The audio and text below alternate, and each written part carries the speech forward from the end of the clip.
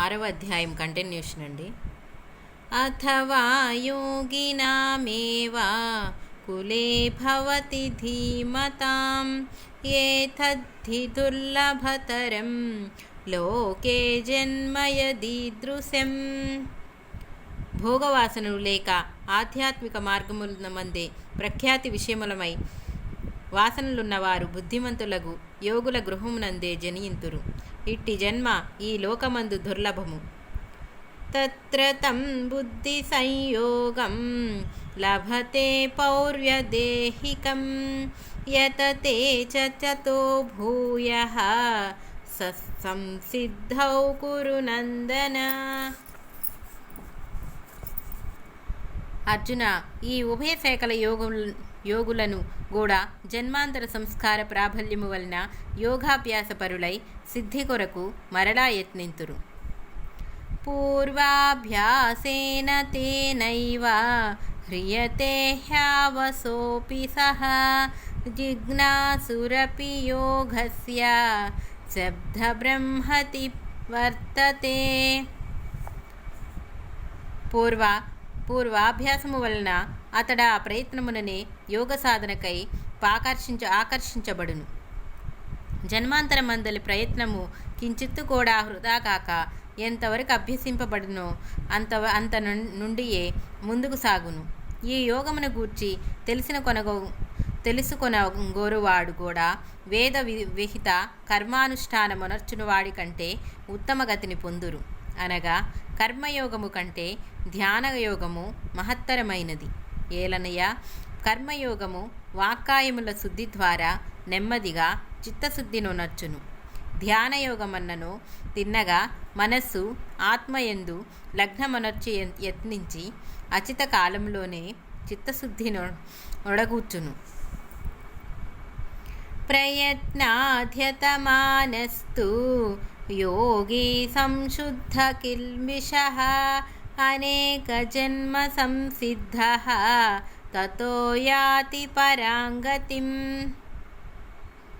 ప్రయత్నపరుడై తీవ్ర సాధన చేయు యోగి దోషరహితుడై జన్మాంతరముల సంస్కార బలము వలన యోగసిద్ధిని పొంది పరమ పదవి అధిష్ఠించురు.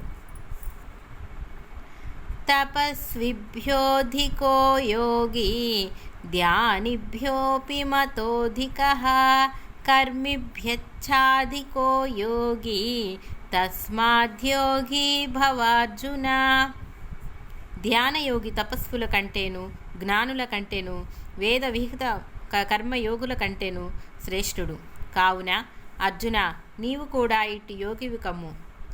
యోగినామపి సర్వేషాం మద్గతేనాంతరాత్మనా శ్రద్ధావాన్ భజతే యో మాం సమే యుక్తతమో మతః.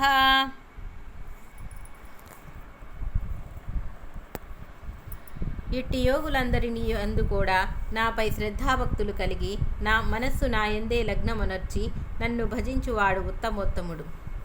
ఇంతటితో కర్మషట్కమనబడు మొదటి అధ్యాయములు ముగిసినవి. ఇందు కర్మను గూర్చిన ప్రస్తావన ప్రధానమగుటచే దీనికి పేరు కలిగినది. ఇక ముందు 6వ అధ్యాయములందను భక్తి విషయములను వివరింపబడును.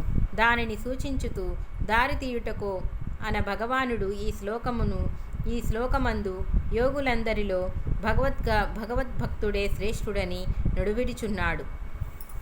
ఓం తత్సఇతి శ్రీమద్భగవద్గీతాసు ఉపనిషత్సు బ్రహ్మ విద్యాయాం యోగశాస్త్రే శ్రీకృష్ణార్జున సంవాదే ఆత్మసంయమయోగో నామ షష్ఠోధ్యాయః. ఇట్లు ఉపనిషత్తులను బ్రహ్మ విద్యయు యోగశాస్త్రమును శ్రీకృష్ణార్జున సంవాదమును అగు శ్రీమద్భగవద్గీత యందు ఆత్మసంయమన యోగము అనబడు 6వ అధ్యాయము.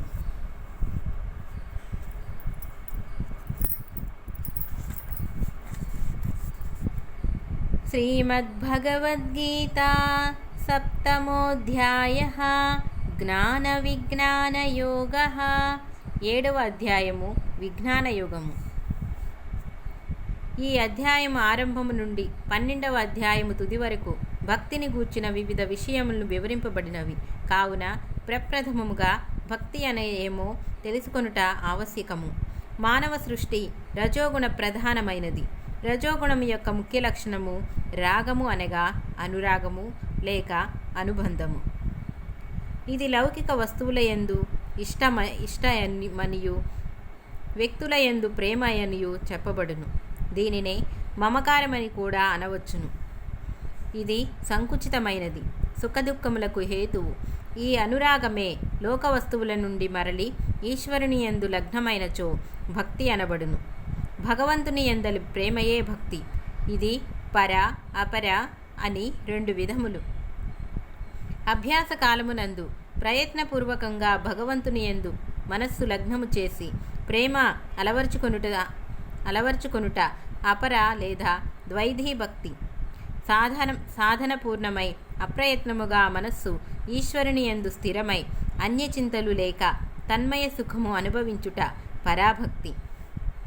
సాధకుడు భక్తి అలవరుచుటకు 2 విషయములు ముఖ్యావసరములు. ఈశ్వరుని మహిమ, జీవుని అల్పత్వము గ్రహించి వినమ్రుడై ఆ ఘటన సామర్థ్యము గల భగవంతుడే తన్నుద్ధరింపవలెనను గాని తానేమియూ చేయన అసక్తుడని శరణాగతుడు అగుట. 2 సదా భగవచ్చేవ భాగవతుల సేవ, సంకీర్తన, భక్తుల చరిత్ర శ్రవణము, భగవతావతారముల లీలల పఠన శ్రవణాదులచే శ్రద్ధాభక్తులు కలిగించుకొనవలెను. ఇట్లు ఉత్పన్నమైన విశ్వాసమును ఇతరుల యొక్కను తన యొక్కను ప్రత్యక్ష అనుభవంతే దృఢపరచుకొనవలెను. ఈ అధ్యాయమందు భగవంతుని మహిమయు కొన్ని విధములగు తెలుపబడినవి. శ్రీ భగవానువాచ యై మయ్యాసక్తమనః పార్థః యోగం యుञ्जन्मदाश्रयः అసంశయం సమగ్రం మాం యథా ధ్యాస్యసి తచ్ఛృణు. శ్రీ భగవానుడు చెప్పెను, పార్థ, నన్నాశ్రయించుకొని మనస్సు నా ఎందే లగ్నమనొచ్చి ధ్యానాయోగం అభ్యసించు యోగుల నన్నెట్లు సంపూర్ణముగాను సంశయరహితుడుగాను తెలుసుకుందురో అనగా సాక్షాత్కరించుకుందురో దానిని వివరించద వినుము. సాధకునకు అభ్యాస బలము వలన భగవత్ సాక్షాత్కారము కాగా అప్పుడు అతని మహిమ అనగా భగవంతుడు ఎట్టివాడో ఎంతవాడో అనుభూతి అగును. ఆ అనుభూతిని ఇందు వర్ణించుచున్నాడు. అప్పుడే సర్వ సంశయములు నశించును.